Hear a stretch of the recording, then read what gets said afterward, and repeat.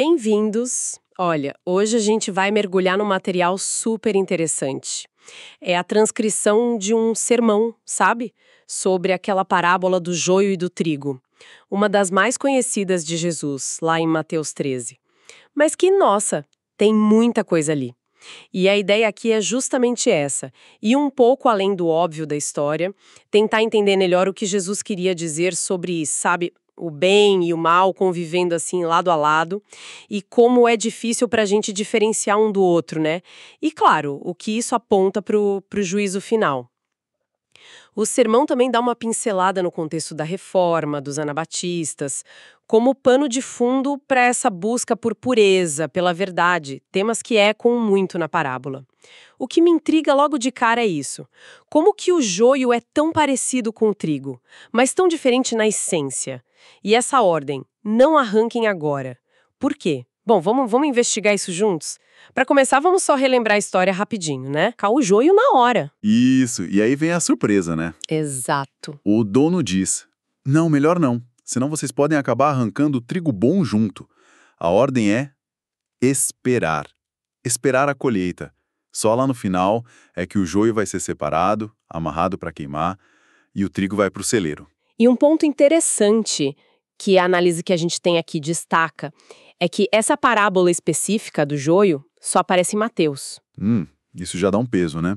E também faz um contraste com a parábola do semeador, que está ali no mesmo capítulo. Ah, sim, é do semeador. Isso. Lá o foco é muito na qualidade do solo, ou seja, como o coração recebe a palavra, né? Aqui não. Aqui o foco muda. São sementes diferentes, trigo e joio crescendo juntas no mesmo campo. E o campo, depois Jesus explica, é o mundo. Exatamente. E essa convivência já começa com esse desafio visual. A análise do sermão bate muito nessa tecla de como no início eles são quase iguais. A frase usada é forte. O joio é igualzinho, igualzinho, igualzinho. Isso não é só um detalhe de planta, né? Já aponta para a dificuldade de discernimento que a parábola vai explorar. Não dá para saber só de olhar. Sem dúvida. E isso já puxa um dos alertas mais fortes do material. O perigo da gente julgar rápido demais. Sabe? De sair rotulando. Esse é joio, aquele é trigo. A análise é bem clara nisso. A razão é teológica, profunda. A gente vê o fora, o comportamento aparente, mas é Deus quem viu o coração. A gente não tem essa capacidade de julgar a essência. É uma lembrança forte da nossa limitação, né? E para não ficar só na teoria, a análise traz uns exemplos bíblicos que, nossa, dão um nó na cabeça da gente. Pega Maria Madalena. Pelo passado dela, muita gente na época devia olhar e pensar, joio. Mas ela se torna uma figura-chave na fé cristã, um trigo da melhor qualidade. E o contrário também, né? Figuras como Anás, Caifás, os sumos sacerdotes, tinham a posição, a aparência, aquela religiosidade toda. Parecia trigo puro, mas, na história, agiram contra Jesus, se mostraram, bom, joio no fim das contas. Mas acho que o exemplo mais radical mesmo é Paulo, antes Saulo. Para os judeus, um trigo modelo defensor da lei. Para os cristãos que ele perseguia, nossa, o pior joio que podia existir. E aí, acontece aquela transformação total que ninguém esperava, e ele vira um dos maiores trigos da história da igreja. A análise usa esses exemplos para martelar. A nossa capacidade de classificar é muito, muito limitada. A gente erra feio. Aparece na história da igreja também, como o material aponta. Movimentos como Reforma Protestante, por exemplo, buscaram voltar para a Bíblia, né? Aquela ideia dos 5 solas, sola scriptura, sola fide, solus Christus, enfim, definindo a base da fé. Mas mesmo essa busca por pureza doutrinária teve suas tretas, suas divisões, seus erros humanos. E logo depois surgem grupos tipo os anabatistas, querendo uma separação ainda mais radical, sabe? Entre igreja e Estado, tentando viver um evangelho que eles viam como mais puro, mais bíblico mesmo, longe da política. A análise menciona isso não para forçar uma ligação direta, mas para mostrar como essa tensão entre querer a pureza, separar o trigo do joio, e a dificuldade real de fazer isso é uma constante. A ênfase sempre volta à Bíblia. Tem que ser o guia. Não o nosso achismo, não a aparência. Inclusive, menciona rapidinho como até distrações culturais, tipo, sei lá, o Halloween ofuscando o dia da reforma, mostram como o foco pode ser desviado do que importa. Faz sentido.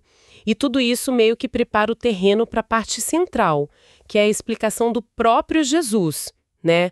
Quando os discípulos pedem para ele explicar a parábola em particular. Ele decodifica tudo. Tá lá em Mateus 13, verso 36 em diante.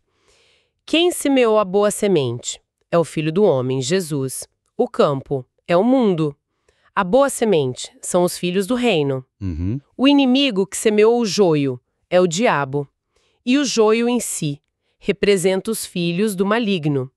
A colheita, o momento da separação, é o fim desta era, o juízo final. E os trabalhadores que fazem essa separação, os anjos. E a análise foca bastante na figura do inimigo aqui. Ele não está parado, né?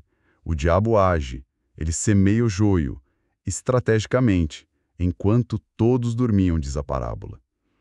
É uma ação escondida para minar a mesma obra de Deus. Os nomes que a Bíblia dá para ele, lembrados na análise, Satanás, que é o adversário, Diabo, o acusador, Apólion, o destruidor, reforçam essa ideia. É uma força ativa, maligna, que quer matar, roubar e destruir, como diz outra passagem. O cenário é de batalha espiritual constante acontecendo aqui no campo do mundo. E tem um detalhe que a análise traz que eu achei curioso. Baseado em conhecimento agrícola da época e até observações mais recentes, leva um tempo, viu? Coisa de 3 a 6 meses para a diferença física entre o trigo e o joio ficar mais clara. O joio comum lá da região, o Lolium pemulentum. No começo, muito parecidos. Impressionante, né? Muito. Mas quando amadurece, o trigo bom enche a espiga, ela pesa, se curva, fica dourada. O joio não. Ele tende a ficar mais reto, a espiga tem poucos grãos, às vezes até tóxicos, e ele continua mais verde por mais tempo. E além dessa questão visual, no começo, tem o problema das raízes. Embaixo da terra, as raízes do trigo e do joio, elas se misturam, se enrolam todas. Tentar arrancar o joio antes da hora ia danificar e arrancar o trigo bom junto, inevitavelmente. Isso dá uma base bem prática para a ordem do dono, deixa crescer junto até a colheita. A paciência aqui não é só moral, tem uma razão agrícola mesmo que espelha uma realidade espiritual, né? Então tá, se a gente não pode julgar o coração, quem é joio, quem é trigo, e não deve sair arrancando por aí, como é que a gente lida com o mal que a gente vê? Ótima pergunta. E a chave, segundo essa interpretação que a gente está vendo, está lá no versículo 41 da explicação de Jesus, diz que os anjos, no fim, vão tirar do reino tudo que causa escândalo, algumas traduções falam tropeço, e todos os que praticam a iniquidade, o mal. O ponto aqui, que a análise ressalta, é que escândalo e iniquidade não são vistos como rótulos para pessoas durante a vida, mas como características, ações, influências, sabe? Efeitos negativos que vêm da presença e da ação do joio, dos filhos do maligno, no mundo. Isso muda o foco, né? Não é rotular o indivíduo, mas discernir as práticas e influências ruins. Ah, entendi. Então, o nosso papel não é apontar o dedo, você é joio, mas é ficar atenta, ter discernimento para identificar o quê? Ações, ensinos, influências que fazem as pessoas tropeçarem na fé, que causam escândalo naquele sentido bíblico de levar alguém a cair, né? Que promovem o mal, a injustiça, a destruição. Essas seriam as marcas do inimigo agindo, os frutos do joio. Exato. A análise até usa aquela imagem do joio ser amargo, tóxico. Se comer, pode dar tontura, enjoo. Uma metáfora para o efeito espiritual do pecado, do engano, que pode paralisar a gente. Até lembra que tinha lei romana antiga que punia quem semeasse joio no campo do outro, de propósito. Reconheciam o estrago que faziam. Sim, reconheciam um prejuízo. E aí, depois dessa convivência toda, dessa espera paciente, vem a separação final. A parábola é clara, joio juntado e queimado. trigo guardado no celeiro. E é aqui que a análise traz um conceito que eu achei muito rico, a era divina. Essa imagem da era, nossa, adiciona uma camada de simbolismo muito, muito interessante. Exatamente. A eira no mundo antigo era fundamental. Era um lugar preparado, né?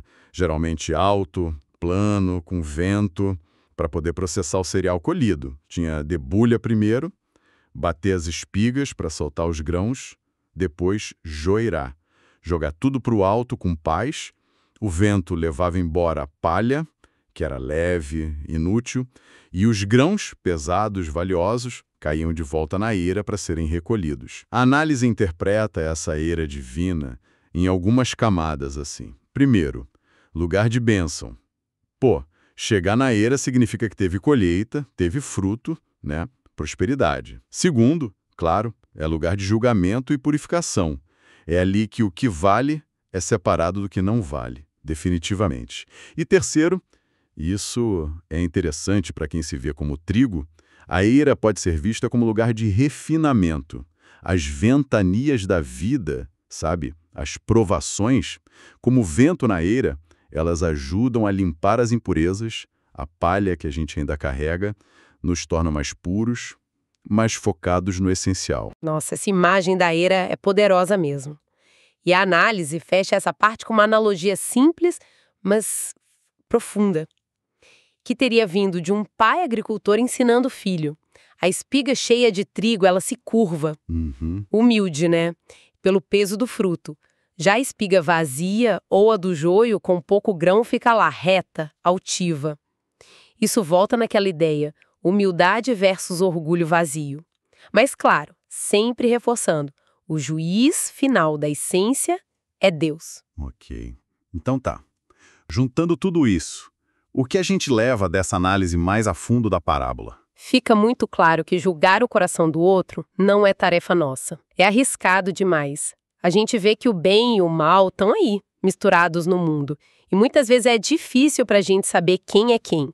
O foco maior parece ser na nossa responsabilidade. A gente tem que se preocupar em ser trigo de qualidade, dar fruto, ser humilde e nutrir. E no fim, a certeza de que vai ter uma separação justa, definitiva, feita por Deus no tempo dele. E a reflexão final que a análise deixa é bem prática, desafiadora até. Se a gente não deve julgar quem é joio e não pode sair arrancando por conta própria, qual é a nossa atitude então? A sugestão é clara: orar. Orar por quem parece perdido, por quem parece estar no caminho do joio, lembrando sempre que transformação é possível, Paulo está aí para provar. Deus tem o poder, a soberania para, como a análise diz de um jeito forte, transformar joios em trigos. A separação final é tarefa de Deus, feita pelos anjos. A nossa tarefa aqui e agora, nesse campo misturado, inclui essa oração pelos outros e, principalmente, buscar ser fiel, buscar ser trigo de Deus nesta terra.